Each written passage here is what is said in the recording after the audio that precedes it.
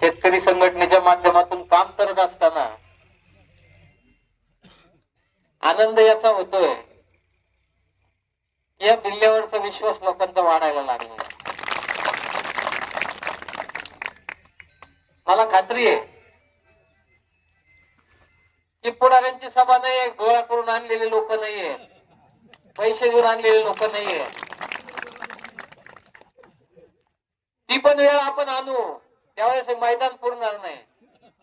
परंतु हे दर्दी लोक आहेत, हे प्रामाणिक लोक आहेत, हे संघर्षशील लोक आहेत आणि त्याच्यामुळे तुमच्या पुढे उभा राहत असताना आज आनंद होतोय. आकारी पडीत हा विषय मी सगळ्यांची माफी मागतो, कुणाचा नामोल्लेख करत नाही, कारण काही गोष्टी महत्वाच्या बोलायच्या, बरेच जण नवीन दिसत आहेत, काही गोष्टी सांगायच्या आहेत, काही दुखणं आहे, काही दुखतंय, काही त्रास झालाय तो पण सांगायचा आहे.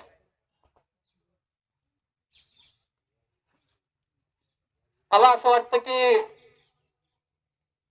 आकारी पड हा विषय खऱ्या अर्थाने या क्षेत्रातल्या जमिनीला लागत नाही, लागू नाहीये. परंतु कागद नाचवणारी मंडळी जी आहे, जी अधिकारी मंडळी आहे, पुढाऱ्यांच्या ज्ञानाच्या बाबतीत मी काही बोलणार नाही, कारण की ते किती ज्ञानी आहेत तुम्हाला सगळ्यांना माहिती आहे. परंतु जे अधिकारी आहेत, जी लोक स्वतःला हुशार समजतात, त्या लोकांनी हा खेळ निर्माण केला आणि आज 1918 ते जवळपास 2025 म्हणजे 107 वर्ष केवळ चुकीचे कागद वापरले गेले, चुकीचे सल्ले दिले गेले आणि पुढाऱ्यांना काय, आता मी खूप यांना खेटलेलो आहे त्याच्यावर मी खात्रीशीर सांगू शकतो, इतकी भित्री जाते की यांना फक्त काय सुचतंय, अधिकारी जे सांगतो ते करायचंय, त्याच्यात पण पैसे खायचे. पण नवीन विषय मांडायचा, नवीन भूमिका मांडायची, अभ्यास करायचा. तुम्हाला एवढं मोठं समाजाने तुमच्यावर एवढं मोठं दायित्व दिलेलं आहे. विधानसभेसारख्या पवित्र मंदिरामध्ये तुम्हाला जायचं, लोकांचे काम करायचे. तुमची भूमिका किती स्पष्ट आणि किती व्यवस्थित असली पाहिजे. तुम्ही त्या विषयाचा अभ्यास केला पाहिजे, त्या विषयाचं पूर्ण ज्ञान घेतलं पाहिजे. बोलताना आपल्याला बऱ्याच गोष्टी, मी पण वकील आहे म्हणजे मला सगळं ज्ञान आहे असं नाहीये. त्याच्यासाठी बसावं लागतं, रात्रभर वाचावं लागतं, दुसऱ्या दिवशी साहेबाला सांगावं लागतं समजून. तिथं पण तीच परिस्थिती आहे. परंतु दुर्दैव असं आहे की राजकीय व्यवस्था एवढ्या खालच्या पातळीला गेलेली आहे की त्यांना कळायला तयार नाही आपण काय करतोय, काय बोलतोय, काय त्याचे परिणाम होतील. आणि त्याच्यामुळं जो विषय कदाचित सुटत आलेला आहे, माझ्या मते तो सुटलेला आहे, परंतु गुंता निर्माण करायचा, जाणीवपूर्वक अशा पद्धतीने वातावरण न्यायचं.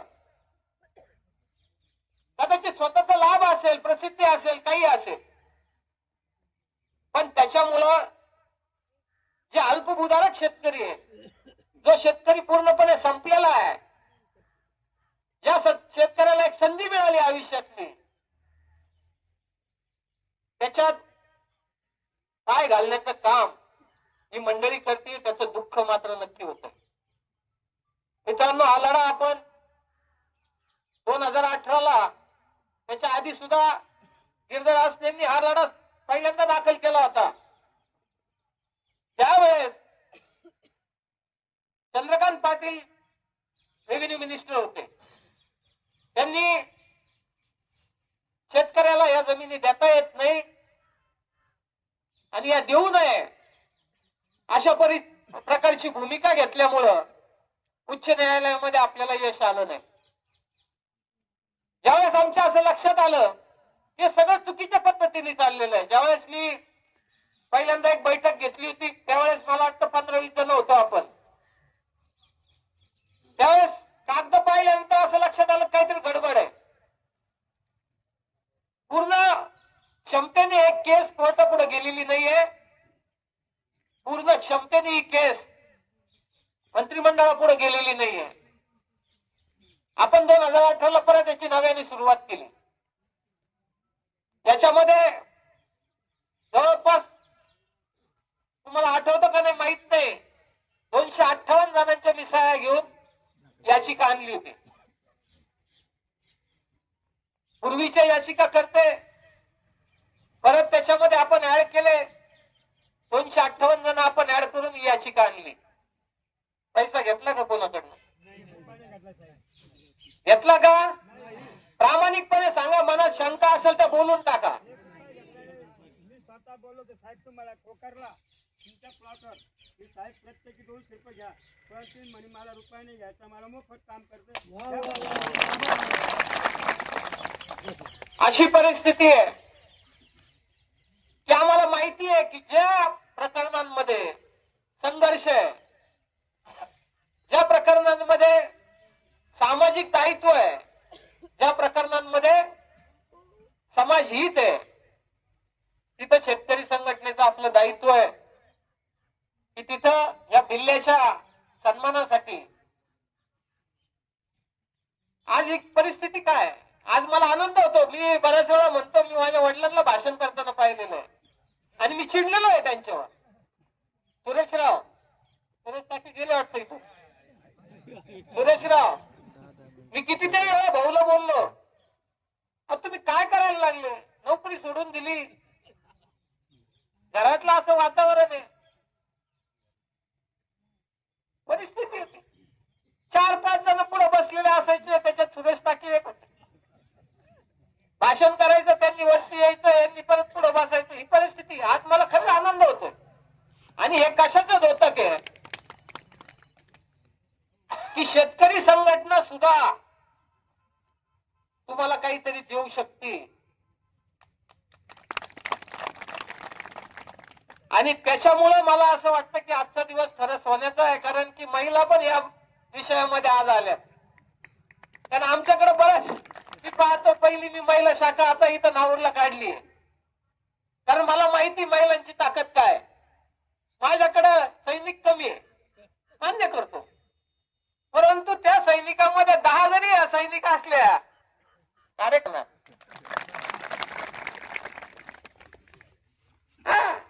ताकदच भयानक आहे. या भावांना कळायला तयार नाही. त्याच्यामुळं ज्यावेळेस हा विषय आपण हाती घेतला 2018ला, याचिका आणली.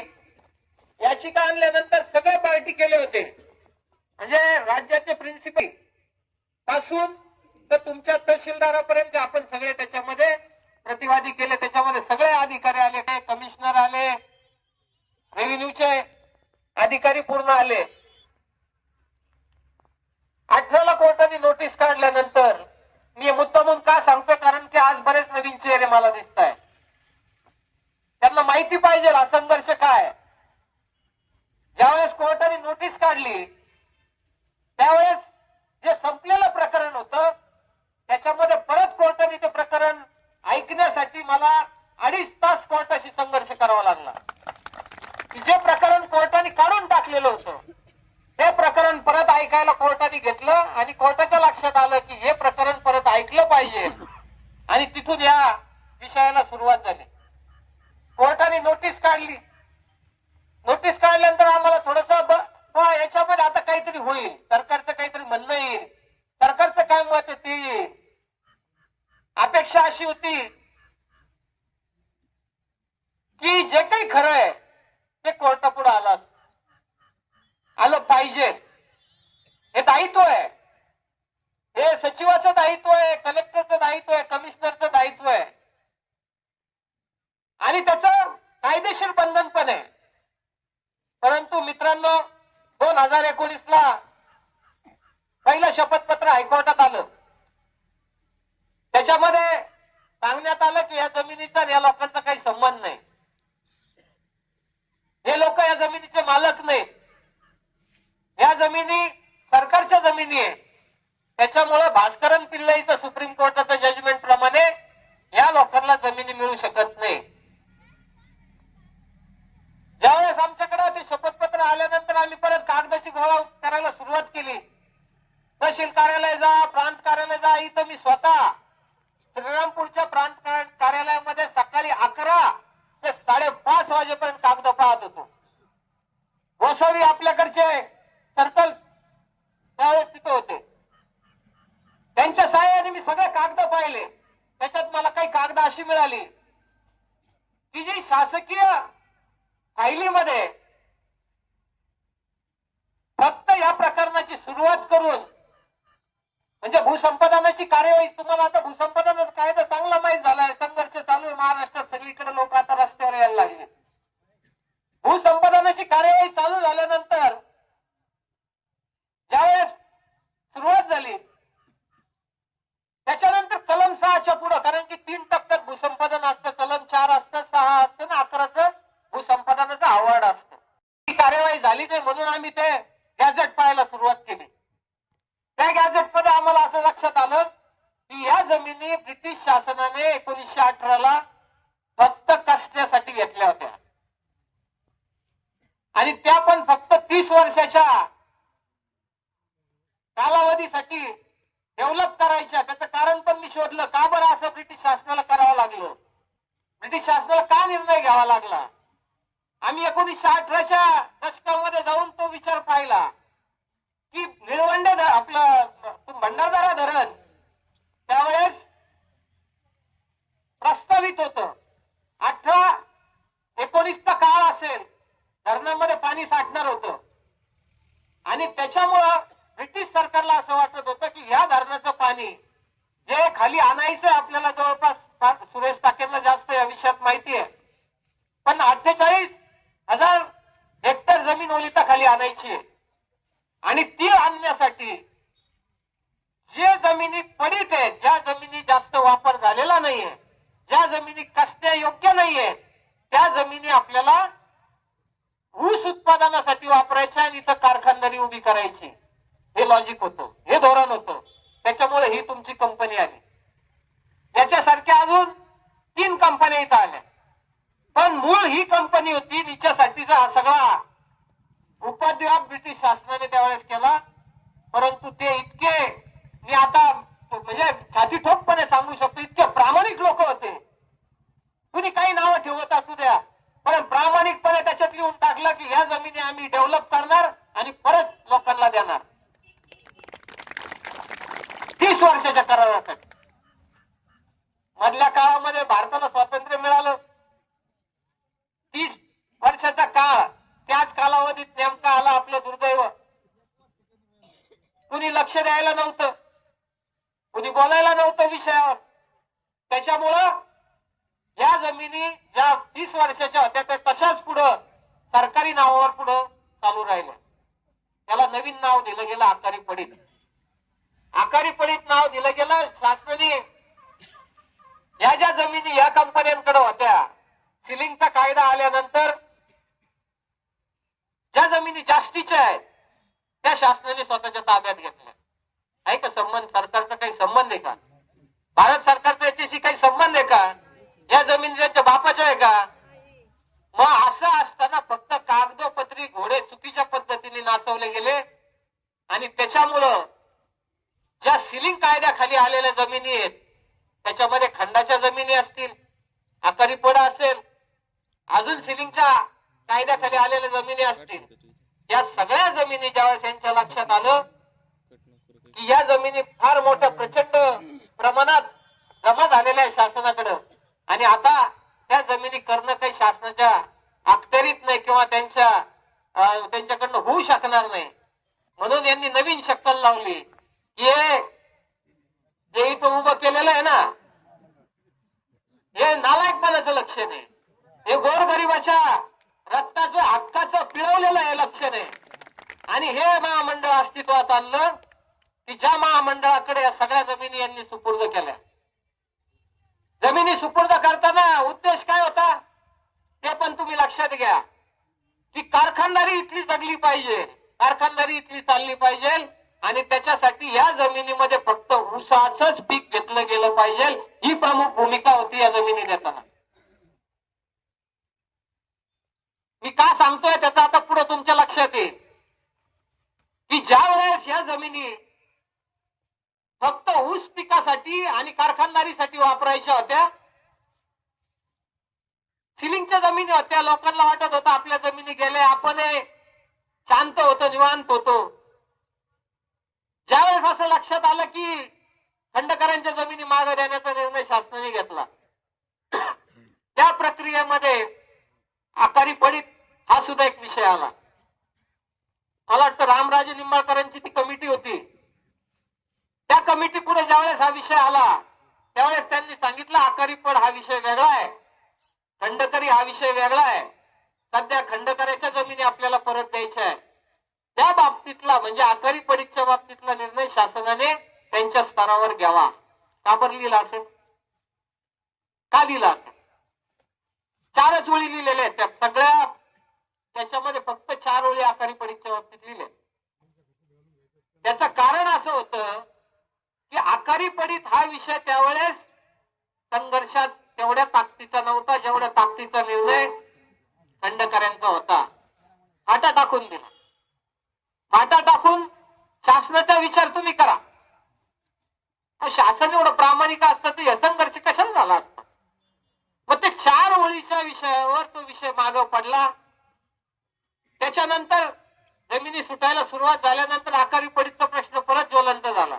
काही आपली जुनी माणसं आहेत, संघर्ष केला त्यांनी जाऊन परत हा विषय शासन दरबारी मांडण्याचा प्रयत्न केला. 95, 96, 97चा काळ होता. तर त्याच्यामध्ये परत अर्ज फाटे झाले. शासनाला विनंती करण्यात आली की आकारी पडीच्या पण जमिनी याच्याबरोबर सोडवा.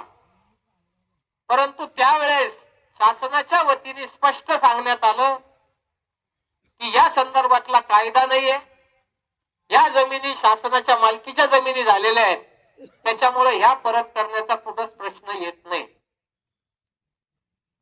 ज्यावेळेस आमच्याकडे सगळे कागद इथली मिळाली, श्रीरामपूर मधनं आम्ही ती तहसील कार्यालयातनं मिळवली, त्याच्यात एक रिपोर्ट मिळाला.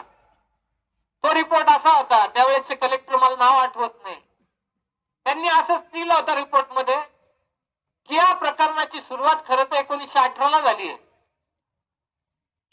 त्याच्यानंतर याचं नोटिफिकेशन निघलं भूसंपादनाचं कलम 6चं, याच्यामध्ये तात्पुरत्या स्वरूपात या जमिनी संपादित कराव्यात असा उल्लेख त्यांनी त्यांच्या अहवालामध्ये लिहिला. आणि याचा आवार झाल्याची कुठं नोंद दिसत नाही. हे 3 वाक्य आपल्यासाठी भरपूर झाले. आपण तो अहवाल घेतला, त्याची सर्टिफाईड कॉपी घेतली, शपथपत्रात परत सरकारच्या शपथपत्राला उत्तर दिलं. 22चा काळ आला. मी आता तरुण मुलांना खरं विनंती करतो, तुम्ही जरा त्या वेबसाईटवर जा हायकोर्टाच्या. किती वेळा याच्यात तारखा लागल्या, किती वेळा कोर्टापुढे उभं राहावं लागलं, किती वेळा कागद आणावे लागले, तुमच्या सगळं लक्षात येईल. 22ला ज्यावेळेस कोर्टापुढे प्रकरण आलं तर मला थोडी जाणीव अशी झाली की कोर्टाला मर्यादा आहे. कोर्टाला काय मर्यादा आहे? लिमिटेशन. कोर्ट मला हा प्रश्न पहिल्यांदा विचारणार की बा याचं तुम्ही 100 वर्षानंतर कोर्टात आलात, 102 वर्षानंतर कोर्टात आलात, मग याला आता तुम्ही कस काय मालक झाले म्हणू शकता? आम्हाला हे अपेक्षित होतं, म्हणून याच्यावर सुद्धा आपण तोडगा काढण्याचा प्रयत्न केला. सुप्रीम कोर्टातले काही निकाल आपण काढले की जोपर्यंत जमिनीचं संपादन पूर्ण होत नाही तोपर्यंत सरकार जमिनीचा मालक होऊ शकत नाही. आणि एका सामान्य नागरिकाला त्याच्या प्रॉपर्टीचं संरक्षण करण्याचा पूर्ण अधिकार आहे आणि त्याच्यामध्ये लिमिटेशनचा पुढे बाधा येता कामा नये अशा स्वरूपाचे निकालपत्र काढून आपण टाकले. मग मात्र अधिकाऱ्यांचे डोळे उघडले. कारण की मी तुम्हाला पुढची गोष्ट मी मंत्रालयामध्ये काय झालेलं मी ते सांगतो तुम्हाला. नवीन मुलांना तर कळायला पाहिजे, नवीन जी मंडळी आहे त्यांना कळायला पाहिजे की हा संघर्ष काही हायकोर्टातला जाणं घरी येणं हा नाहीये. तुम्हाला वाटतं ना आज तुम्ही लोक खूप आले, मला अपेक्षा आहे मी आता पुढचं जे करायचं आपल्याला त्याच्यापेक्षा याच्यात जर 4 पट जर नसतील तर आपले आंदोलन काही होणार नाहीये. त्याच्यामुळे मी तुम्हाला सांगतोय की काय केलंय, काय करतोय. ज्यावेळेस शपथपत्र आलं कोर्टापुढं त्यावेळेस मात्र कोर्टाने प्रश्न विचारला, सरकारला प्रश्न विचारला की तुम्ही हे बाकीचं सगळं सोडा, उशीर बाशीर काही आम्हाला सांगू नका, तुम्ही मालक कसे झाले एवढंच सांगा. मग मात्र गाडी अडकली, कागद द्यायला नाही, आपल्याकडे रिपोर्ट होता, भूसंपादनाचा अवॉर्ड नाही. मग मात्र त्यांना हे प्रकरण आम्ही परत नव्याने शपथपत्र दाखल करतो म्हणून परत मंत्रालयाकडे जावं लागलं. त्यावेळेस मात्र सगळे खडबडून जागे झाले. ज्यांना सहजासहजी वाटत होतं की संपून टाकू, तिकडच्या तिकडं माग जसं उडवलं तसं हे उडवू, परंतु ज्यावेळेस सुट्टी मारली कोर्टाने त्यावेळेस मात्र अधिकाऱ्यांना सगळे दप्तर तपासावं लागले. आम्हाला निरोप आले, साहेब एकदा मिटिंगला बसू, साहेब तुमच्याकडची काय माहिती ते सांगा. मी म्हटलं तुम्ही खोटं शपथपत्र दाखल केलं तर मी पुढचं काय करील, तुमच्या हातात प्रेमपत्र मी 100% देईल.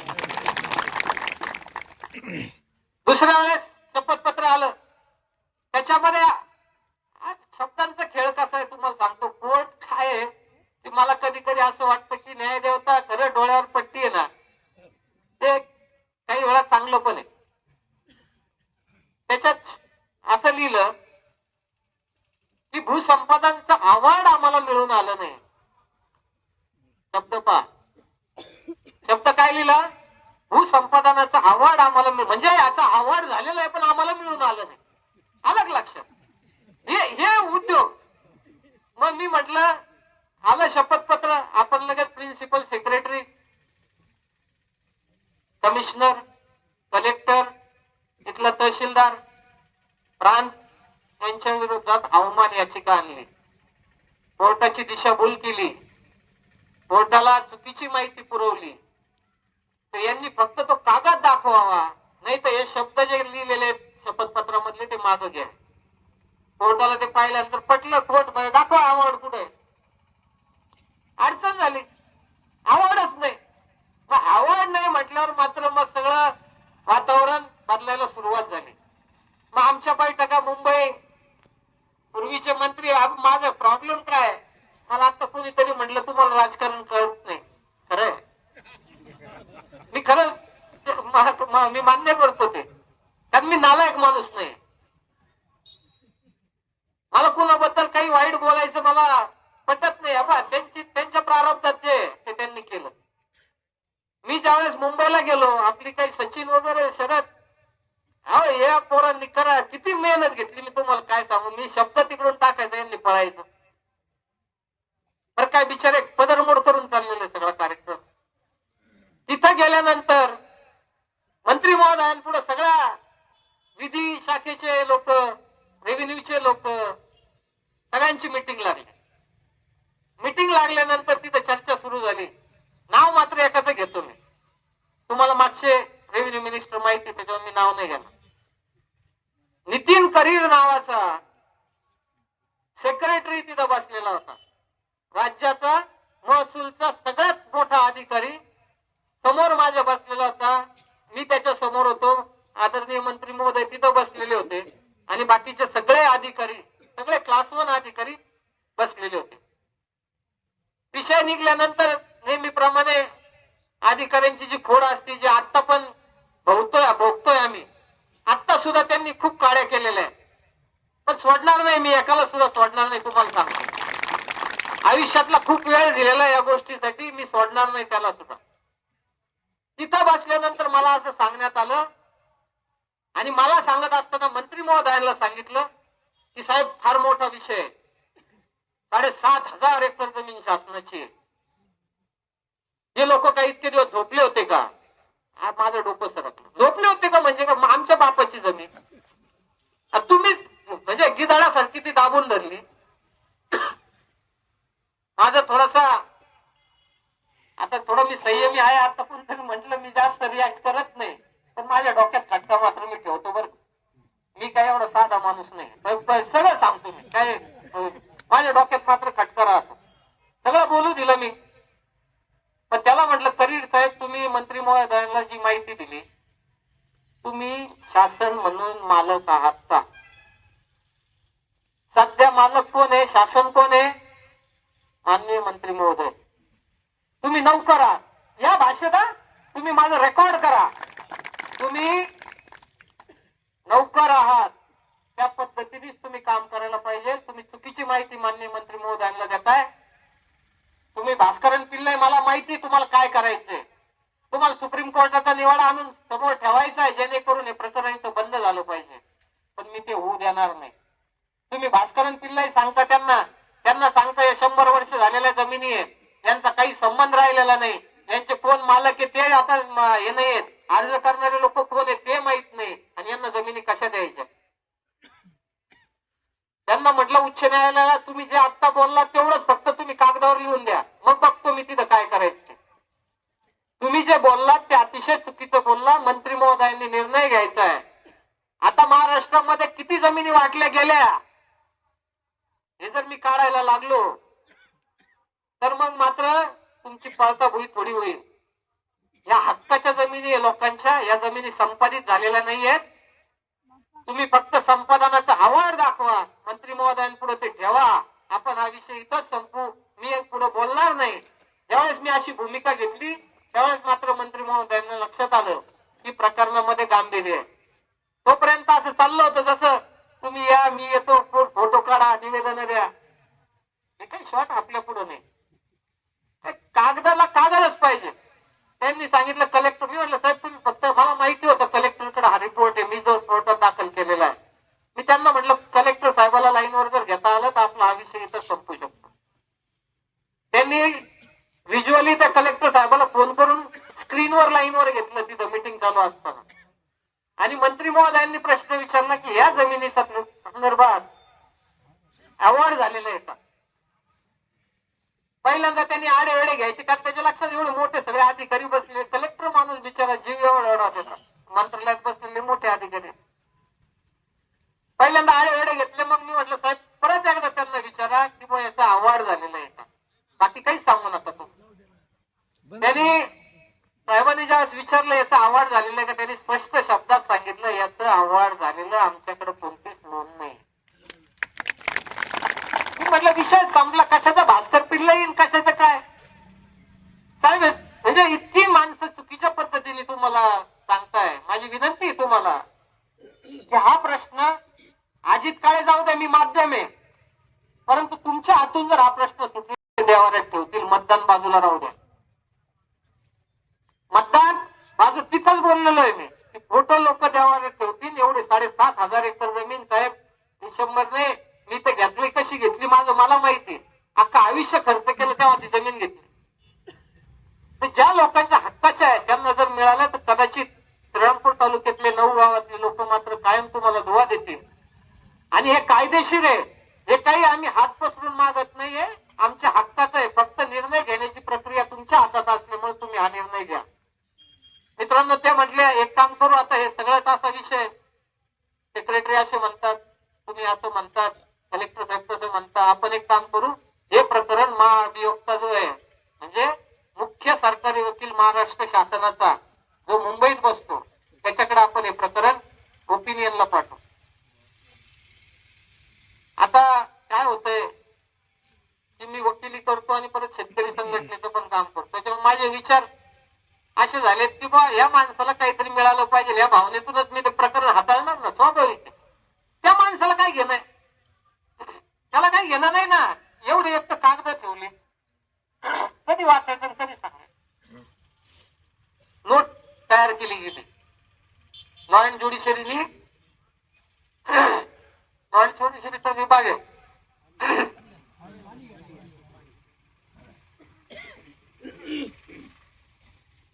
एक नोट पुटअप झाली, त्याच्यामध्ये त्यांनी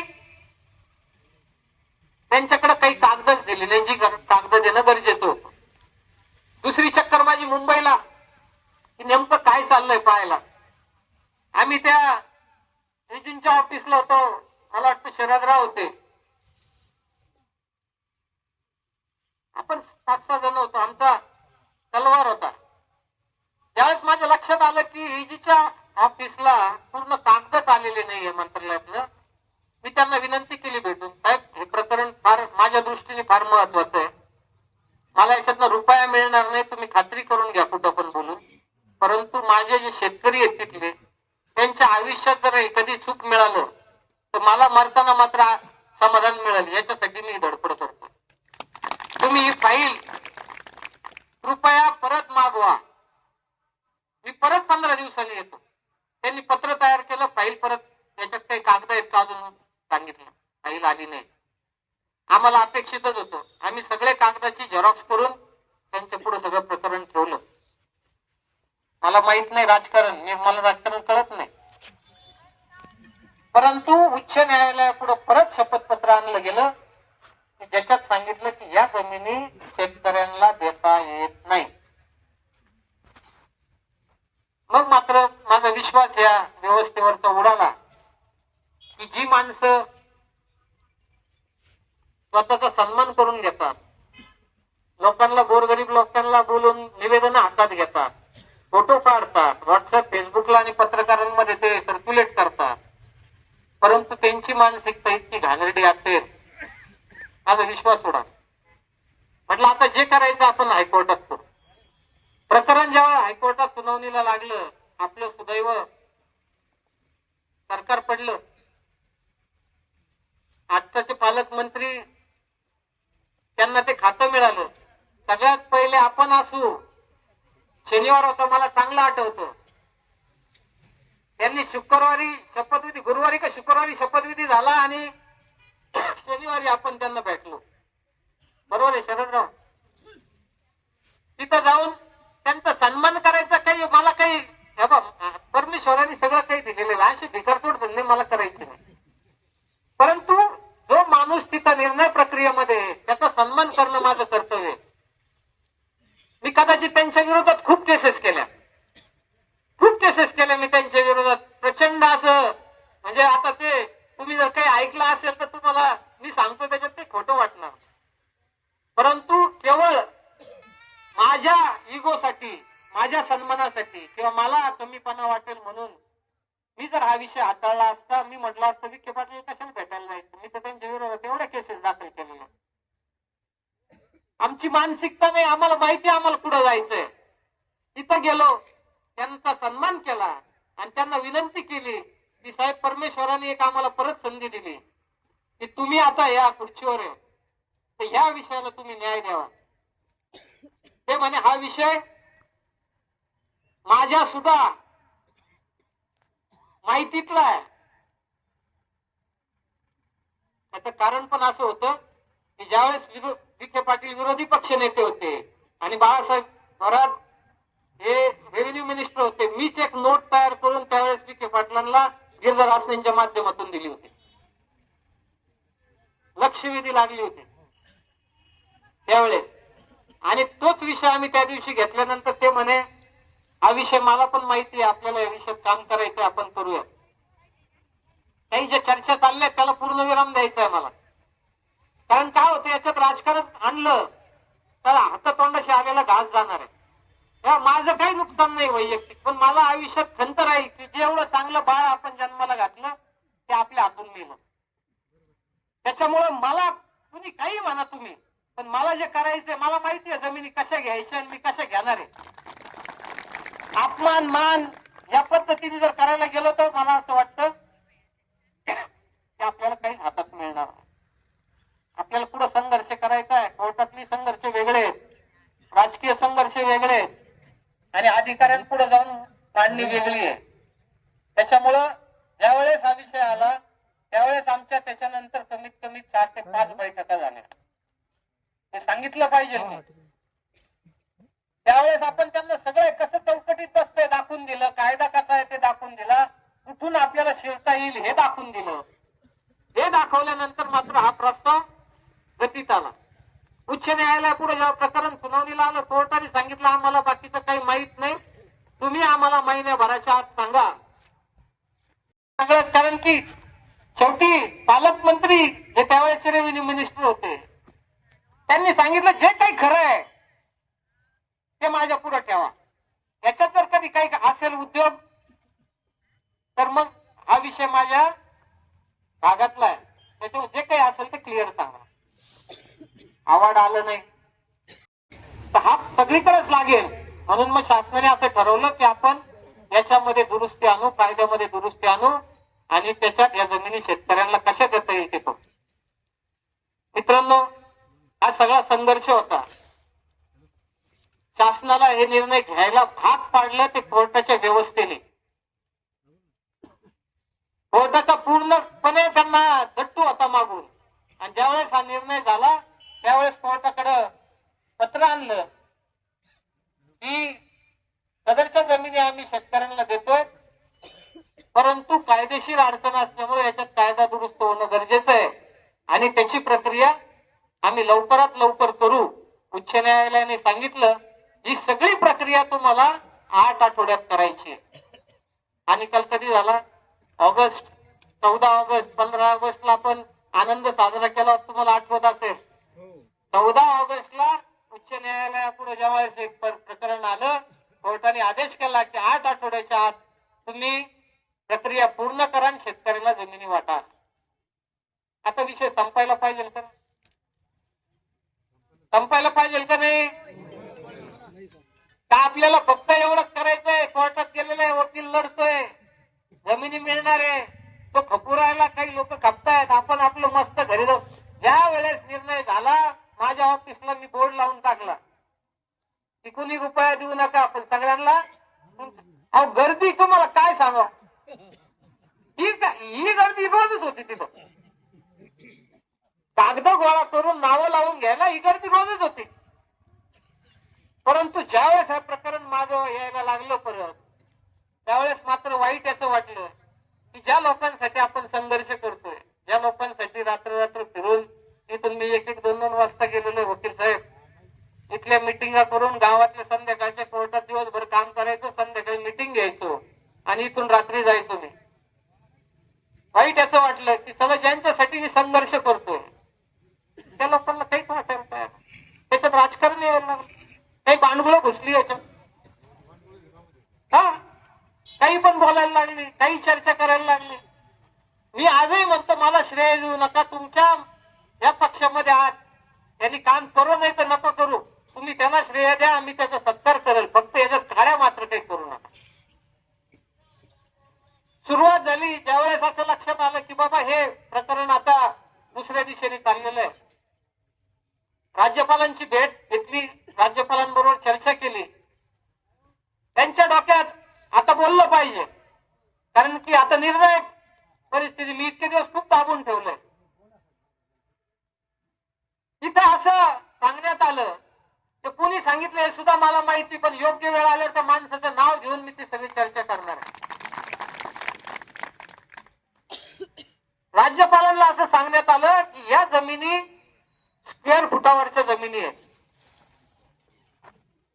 आणि या जमिनी जर अशा आपण दिल्या तर शासनाचं नुकसान होणार आहे आणि जी राजकीय व्यवस्थेमध्ये नको असलेली माणसं आहे त्यांना त्याचा लाभ होणार आहे.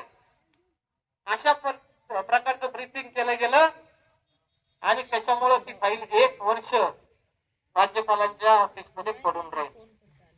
कुणी केलंय मला माहितीये, फक्त त्यांनी नकार तर देऊ मग बघतो काय करायचं.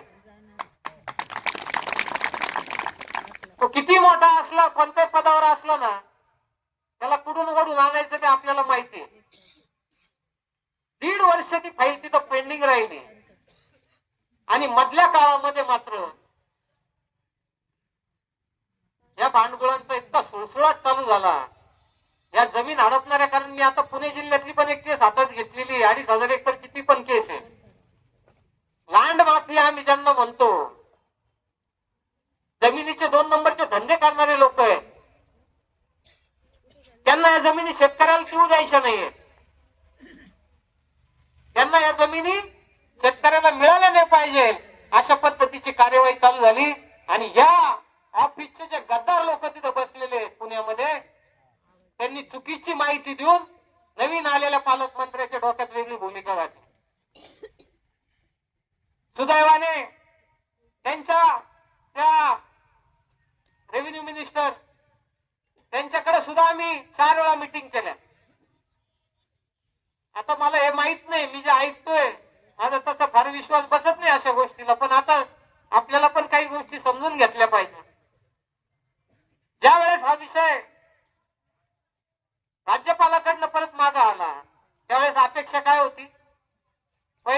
मुख्यमंत्री कोण होते? आपली फाईल कोणी क्लिअर केली होती? मंत्रिमंडळाचा निर्णय कोणी घेतला होता? शिंदेने. मग शिंदे साहेबांनी घेतलेले निर्णय तुम्ही सगळेजण सुज्ञ आहात. त्याच्यानंतर त्या निर्णयाचं काय झालं तुम्ही ओळीने अभ्यास करा आणि मग आपण त्या नावाबद्दल चर्चा करू. ती 1.5 वर्षानंतर फाईल परत मागे आली. परत आमचा संघर्ष चालू झाला की कोर्टात यायचं म्हणजे परत किती वर्ष लागतील माहित नाही. अवमान याचिका आणायची, गेंड्याच्या कातडीचे लोक आहेत. म्हणून आपण निर्णय घेतला की आपण परत शासनाकडे या व्यवस्थेमध्ये जाऊन त्यांना या सगळ्या गोष्टीची माहिती देऊ. नवीन आलेल्या मंत्री महोदयांना सुद्धा आपण सगळं सांगितलं. आणि त्याच्यानंतर मात्र विषय असा झाला की ही फाईल आता काही लँड माफियांच्या नजरेत आली. एवढी मोठी जमीन कशी आपल्याला हडपता येईल, कशी याची विल्हेवाट लागता येईल, अशा पद्धतीच्या कार्यवाह्या चालू झाल्या. आणि त्या दिवसानंतर मात्र आपण ठरवलं की हा संघर्ष आता टोकाचा न्यायचा आहे की कोणत्याही परिस्थितीत याच्यातला गुंठाभर जमीन सुद्धा आपल्याला द्यायची नाहीये. ज्यावेळेस 7,500 एकर जमिनीपैकी साधारणतः 4-4.5 एकर जमीन शेतकऱ्यांना मिळू शकते असं रेकॉर्ड शासनाच्या कडे तयार झालं. उरलेल्या जमिनीच्या बाबतीत आम्ही भूमिका घेतली. आम्ही श्रीरामपूरकर आहोत. आम्हाला माहिती श्रीरामपूरची प्रगती कशी व्हायला पाहिजे, श्रीरामपूरला काय हवंय आम्हाला पण चांगलं माहिती आहे. आम्ही म्हटलो तुम्हाला एक काम करायचंय की तुम्ही उरलेली जी जमीन आहे ती तुम्हाला कुणाला द्यायची त्याला द्या.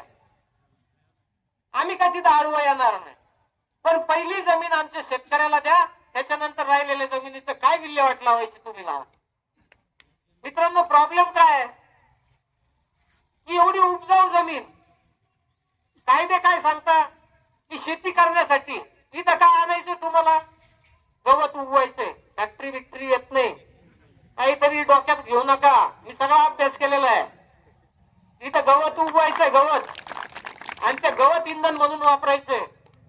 जसं त्यावेळेस ब्रिटिशांनी केलं ना, ऊस उगवायचा आणि कारखाने चालवायचे, ते धंदे यांनी चालू केले. पण याच्यात उद्देश काय? 50 वर्ष, 100 वर्ष. अरे का बापाचं राज्य आहे का? आम्ही काही इथं आता काय शब्द बोलू नये, महिला बसणार हा काय झकमारी केली आम्ही. आमच्या आयुष्यातला एवढा मोठा वेळ आम्ही याला दिलेला आहे. पैसा सोडून द्या. पण तुम्ही असे नालायक निर्णय जर तिथं बसून घेणार असाल तर आम्हाला पण भूमिका आमची जाहीर करावं लागेल. आम्ही काय करू शकतो हे पण तुम्हाला आता दाखवलं पाहिजे. आणि त्याच्यामुळं जो मधल्या काळामध्ये एक 4,000 एकर जमीन याला दिली, मी काय त्या विषयावर बोलणार नाही, कारण मला माहिती आहे मला काय करायचंय. एक कमिटी केली. कमिटीमध्ये पालकमंत्री नाही, तालुक्यातला आमदार नाही. ठीक आहे, आमच्यासारखी माणसं सोडून द्या, आमचं तुम्हाला अलर्जी आहे. परंतु जी माणसं या प्रक्रियेमध्ये, आता आमदार साहेब बिचारे या प्रक्रियेमध्ये नव्हते, ते का अचानक आले मला माहित नाही. परंतु या प्रक्रियेमध्ये तुम्ही जा, एक प्रतिनिधी बनून जा. आम्ही तुम्हाला सगळी माहिती देतो, तुम्ही तिथं जाऊन ती मांडा. परंतु मित्रांनो, हे सगळं जे ढोंग उभं केलं, ही फक्त जमीन लाटण्यासाठी केलेलं आहे. आणि ते श्रीरामपूरचीच नाही तर अशा खूप जमिनी लाटण्याचं षडयंत्र या माध्यमातून झालं. त्याचा रीतसर अर्ज आपण पुणे कार्यालयाला दिलेला आहे की या सगळ्या टेंडर्स कशा झाल्या, कुणी घेतल्या, कोणत्या कंपन्या आहे, त्यांचे डायरेक्टर कोण आहे, पैसा कोणाचा आहे, हे काय सांगता आता आम्हाला. हे आमच्याकडे 15 दिवसापूर्वीच आलेलं आहे सगळं. परंतु आम्ही गप्प काय, कारण आमच्या एका चुकीच्या पावलामुळं हा एवढा घडवून आणलेला विषय हा मोडू शकतो. माझ्याबद्दल काही भांडगुळं बोलतात. आता राजकीय, मी तर राजकारण करणार आहे, पूर्ण ताकदीने करणार आहे. तुम्हाला मला कसं अडवायचं ते अडवा, खोटी माहिती देऊन अडवा, मला काही फरक पडत नाही. मला काय करायचं मला माहिती. मी या जमिनी घेणार म्हणजे घेणार, याच्यात काही वाद नाही. तुम्ही कुठं आडवा पडायचं पडा. अजित काळे इकडेच गेला, अजित काळे यांच्या बरोबर दिसतो, अजित काळे तेच करतो. अरे का बुद्ध आहे का तुमचं पार तुम्ही कुठं तरी त्या गावाच्या याच्यापासून वरती तरी या तुमच्या बुद्ध एवढ्या पाण्यात गेल्या तर किती मोठं नुकसान होणार आहे. एक निर्णय माझा चुकीचा जर झाला तेवढं घडून आणलेली गोष्ट आहे, त्याच्यामुळे मी कोणाचं नाव उल्लेख करत नाही. पण योग्य वेळ आल्यावर माझ्याकडे कागद आहे ना, मी काय एवढा काही येणार आहे काय, माझ्याकडे कागद आहे, मला पुढे बोलायचं हे पण माहिती आहे, पुन्हा समोर बोलायचं हे पण माहिती आहे. त्याच्यामुळे मित्रांनो आता एक हा सगळा तुम्हाला इतिहास सांगण्याचं तात्पर्य एक आहे की याच्यामध्ये जी माणसं खपली, ज्या माणसांनी आपल्या आयुष्यातला खूप वेळ दिला, 18 ते 26 आम्ही दिलेला वेळ आहे. हा काही छोटा 8 वर्षाचा वेळ म्हणजे काही छोटा नाही. माझ्या वकिलीच्या कारकिर्दीमधला 1 दशक असल्यासारखं वेळ मी याला दिलेला आहे. त्याच्यामुळे मी हा विषय तर काही सोडणार नाही. तुम्ही या नाही तर येऊ नका. हा पण मात्र एक नक्की पाहिजे आता मला, कारण मी निर्णायक भूमिकेत आलेलो आहे. कारण मला रस्त्यावर मला माणसं पाहिजे. इतक्या दिवस मला कोर्टात तुमची गरज नव्हती म्हणून मी तुम्हाला कधी हक्काने बोललो नाही.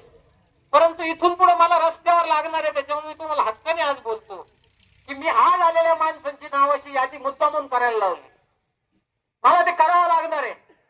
पण ज्या भांडवलांना मिळणार आहे जमीन ते घरी बसून आमच्या बाबतीत उद्योग करायला लागले.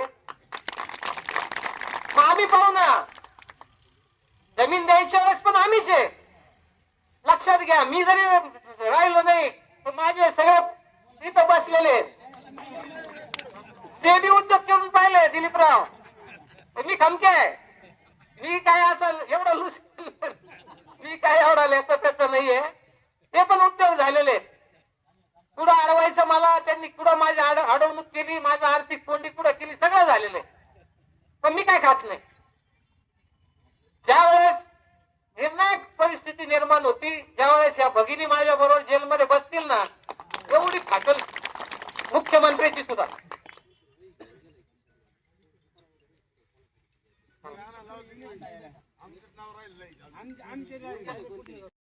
चांगल्याच ठिकाणी आपण सामान्य माणसं आहे. आपण कुठं भांडायचं, आपल्याला काही कुठं उद्योग करायचे नाही. कुणाचं वाईट आपल्याला आहे का आपल्या डोक्यात? आपल्याला हक्कासाठी जायचं, मग तो किती मोठा असला तरी आपल्याला त्याच्या पुढे जाऊन आपली भूमिका मांडायची. माझी विनंती आहे महिला भगिनींना की जे हत्यार आम्ही उपसलेलं आहे त्याचा आम्ही म्यान करणार नाही. आम्ही एक तर स्वतः संपू, नाही तर तो विषय संपूनच आम्ही संपू. पण तुमच्या साथीची मला गरज आहे. तुम्हाला प्रामाणिकपणे सांगतो, तुमचं आयुष्य, तुमच्या मुलांचं आयुष्य, तुमच्या घरच्यांचं आयुष्य तुमच्या हातात आहे.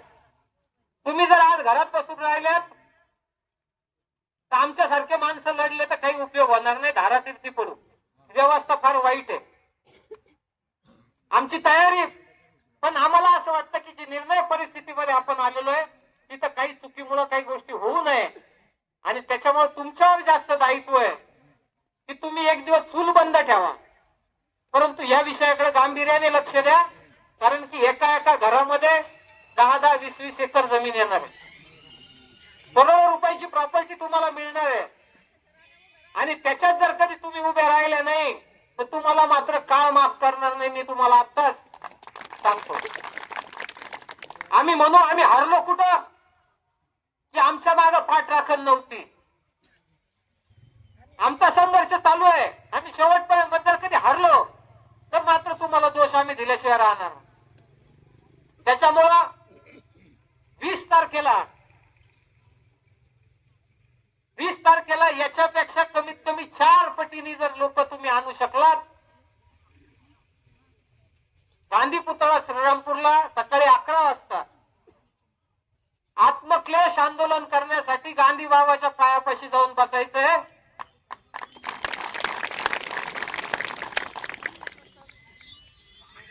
तिथे जाऊन आपल्याला गांधी बाबाचे उपकार त्यांनी जे आपल्यावर केलेले त्याला या लोकांनी कसा फाटा दिलाय, संविधानाचे कसे खेळ मांडलेत, ज्या आंबेडकरांनी आपल्याला एवढा मोठा संविधानिक अधिकार दिला त्या विचाराची कशी पायंदळी तुडवण्याचं काम शासनाच्या माध्यमातून, अधिकाऱ्यांच्या माध्यमातून होतंय.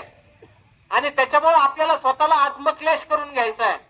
त्यांना काही घेणं नाही गेंड्याच्या कातडीचे, पण आपण मात्र तिथं जाऊन आत्मक्लेश करायचा आहे की ज्याच्या माध्यमातून बाबा आमचं काय चुकलं, आम्ही या देशामध्ये जन्माला आलो, सगळं देश स्वतंत्र झाला पण आम्ही आम्ही आजही पारतंत्र्यात आहे. मग आम्हाला स्वातंत्र्य कधी मिळणार आहे? आणि त्याच्यासाठी 20 तारखेला सकाळी 11 वाजता एक एक पायरीने आपल्याला आंदोलन पुढे न्यायचंय. आंदोलनाची धार कशी वाढली पाहिजे? एकदाच तुम्ही जर समजा मी आता काही वाक्यांचं ऐकलं की तुम्ही मम्हाला सांगा आम्ही लगेच जमिनीत घुसू. मला तुम्हाला अडचणीत आणायचं नाही मित्रांनो. सरकारशी भांडत असताना तुम्हाला त्यांच्याच पद्धतीने त्यांचा कार्यक्रम करायला पाहिजे. मला कोणत्याच आपल्या मुलावर कोर्ट केसेस झालेल्या आवडणार नाही. शेवटी तो संघर्ष करायची वेळ आली तरी मात्र मी खंबीरपणे सांगतो तुम्हाला की सगळी वकिली तुमच्यासाठी लावी, तुम्हाला धक्का लावू देणार नाही.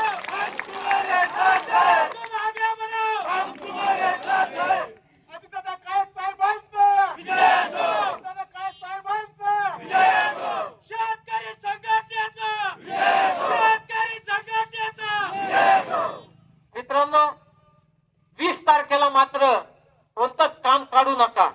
आत्तापासून डायरेक्ट नोंद ठेवा की आपल्याला 20 तारखेला जायचंय. 20 तारखेला सकाळी 11 वाजता गांधी पुतळ्यावर आपल्याला आत्मक्लेश आंदोलनासाठी जायचंय. त्याची घोषणा आपण आज करतोय. उद्या सकाळी आपण याचं निवेदन पोलीस स्टेशन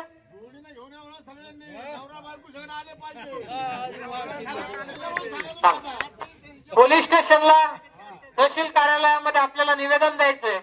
या निवेदनाची प्रत आपल्याला जी समिती महाराष्ट्र शासनाने नियुक्त केलेली आहे त्या समितीकडे द्यायचंय. अहिल्यानगरच्या पालकमंत्र्यांना द्यायचंय. मुख्यमंत्र्यांकडे कसं ते जाईल याची पण व्यवस्था करायची आहे. आणि त्याच्यामध्ये स्पष्ट शब्दात उल्लेख करायचा आहे की अहिंसेची ही लढाई आहे. ती जर हिंसक करायची असेल तर त्याचं सगळं दायित्व शासनाचं असणार आहे. आणि आम्हाला हिंसा पण करता येते. आम्ही भगतसिंग पण इथले आमच्या याच्या रक्तात तयार झालेले, आमच्या मातीत तयार झालेले. आम्हाला माहिती ती वेळ आल्यानंतर ते पण आम्हाला करावं लागेल. त्याला सुद्धा आम्ही मागं पुढे पाहणार नाही. परंतु अहिंसेची लढाई आम्ही सुरू केलेली आहे. आणि ती 20 तारखेला श्रीरामपूर मधनं महाराष्ट्रामध्ये याचा एक विषय गेला पाहिजे की प्रामाणिकपणे शेतकरी, बायका, मुलांसकट कसे हक्कासाठी, स्वतःच्या हक्कासाठी, स्वतःसाठी कसे रस्त्यावर येतात आणि हक्क कसा मागतात याचं आपल्याला उदाहरण 20 तारखेला निर्माण करायचंय. त्याच्यामुळे मी आपल्या सगळ्यांना विनंती करतो की अजित काळेची लढाई कोर्टातली होती, शेतकरी संघटनेच्या माध्यमातून रस्त्यावरची आहे. मी माझा शब्द पाळणार आहे. तुम्ही तुमचा शब्द पाळणार का? पाळणार का? हात दिसत नाही वरती. सगळ्याच्या सगळे एवढ्याच ताकदीने ऊन असू द्या, ऊन असू द्या, परत कारण काढायचं नाही. अबा माझा पण रंग काळा झालेला आहे. या लढाईतच झालेला आहे. बरं 16 जाळी चांगली परिस्थिती होती. पण तुम्ही हा विचार करू नका. ऊन जरी लागलं तरी सुद्धा तुम्ही त्या दिवशी या. आपल्याला 2 ते 3 तास फक्त तिथे घालवायचे. आपल्याला ज्या माणसाला जमीन आहे, समजा शरदरावच्या घरात 40 एकर आहे वाटतं काहीतरी, गिरधर पाटलाच्या घरात 45 एकर आहे, माहित नाही मला. पण मी आवाहन करणार आहे की तुमच्या घरामधल्या ज्या ज्या माणसाला त्याचा लाभ होणार आहे, दुधडिया कंपनी भयानक मोठी जमीन आहे. मला तुमचं ठेवा, मी तुम्हाला काही मागितलेलं नाही. मी मात्र तुम्हाला एक मागतो की घरातलं सगळ्याच्या सगळं झाडून तिथं आणा.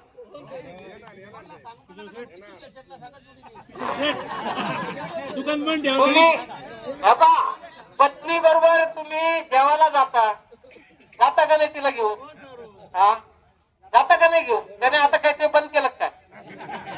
तर तिकडे घेऊन जाता ना तुम्ही. लासूरवरती पण सगळे मुंबईहून आलेले. पत्नीला घेऊन जर तुम्ही मंदिरात जात असाल, देवाकडे जात असाल, त्याच्यापेक्षाही मोठं काम 20 तारखेला तुमच्या हातून होत आहे. ज्या माऊलीला आयुष्यभर आपण काही देऊ शकलो नाही, त्या माऊलीला जर तुम्हाला काही द्यायचं असेल तर तिला सांगा, बाई हे एवढं माझ्या हातात आहे, तू जर माझ्या बरोबर आली तर तुझ्या आयुष्याचं कल्याण करील, पोरांचं कल्याण करील. आणि त्याच्यामुळं तुम्हाला कसं सांगायचं घरी पटून ते तुमचं हाताची कला आहे. हा तेच तर सांगतो मी की त्याच्यामुळे तुम्हाला यायचं बा सरकार काय करायला लागलं 1,500 बरोबर आहे 1,500 द्यायला लागला आमच्या बहिणींना पर रस्त्यावर उभं केलं कागद गोळा करा हे गोळा 1,500 कोटी मी नाही म्हणत आहे.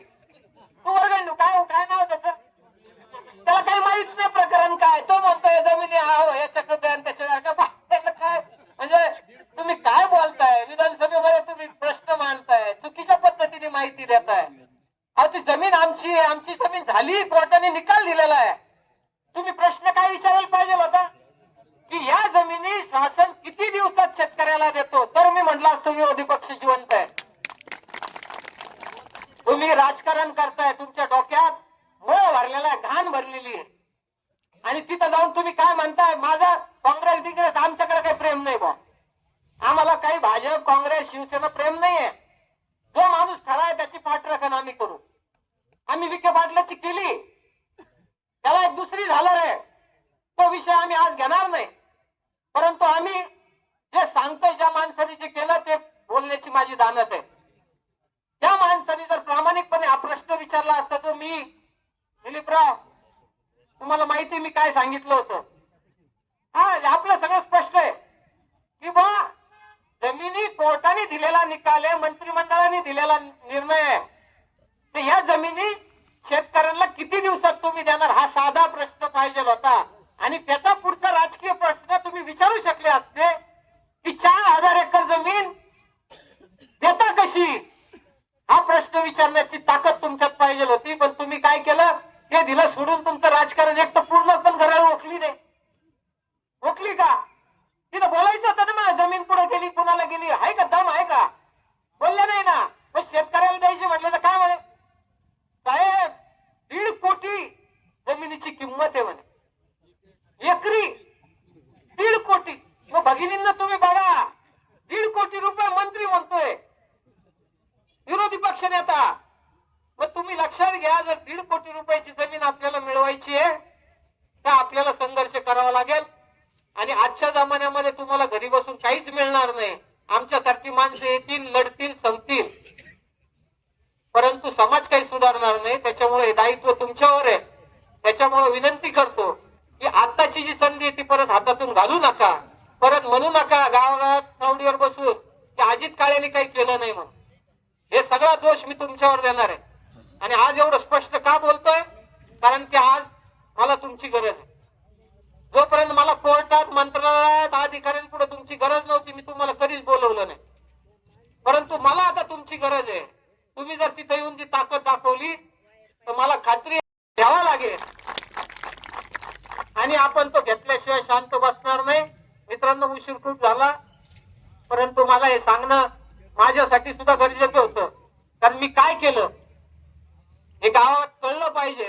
जी लोक घरी बसून नुसतं व्हॉट्सअप फेसबुकवर मेसेज करत होती त्यांना हे कळलं पाहिजे की हा संघर्ष किती आहे. आणि गावात जर कुणी आमच्या बाबतीत काय मला बोलू द्या तुम्ही काय भांडणं करू नका. कोणतरी म्हटलं आता आमच्या तात्या कोणतरी म्हटलं सुरेश बदडून काढा. मी म्हणतो जाऊ दे अशी भक्कक लोक असतात मला काही फरक पडणार नाही. पण वाईट मात्र नक्की वाटेल की माझा माणूस ज्याच्यासाठी मी मरमर केली त्यांनी निदान त्याला चांगल्या शब्दात समजून सांगण्याची भूमिका ठेवली पाहिजे एवढी अपेक्षा व्यक्त करतो आणि थांबतो. एक शेवटचं आपल्याला विनंतीपूर्वक आवाहन करतो की आपल्याला 7 दिवस आहेत. 7 दिवसांमध्ये हा विषय जेवढ्या ताकदीने तुम्ही पाठवाल हा विषय जर 7 दिवसामध्ये शासनाच्या दरबारी गेला तर मला खात्री आहे की आपल्याला 20 तारखेचं जे आंदोलन करायचं त्याच दिवशी एखादी चांगली बातमी आपल्या कानावर पडू शकते. त्याच्यामुळे ताकदीने हा विषय पूर्ण पाठवा एवढी विनंती करतो आणि थांबतो. जय जवान जय किसान. धन्यवाद.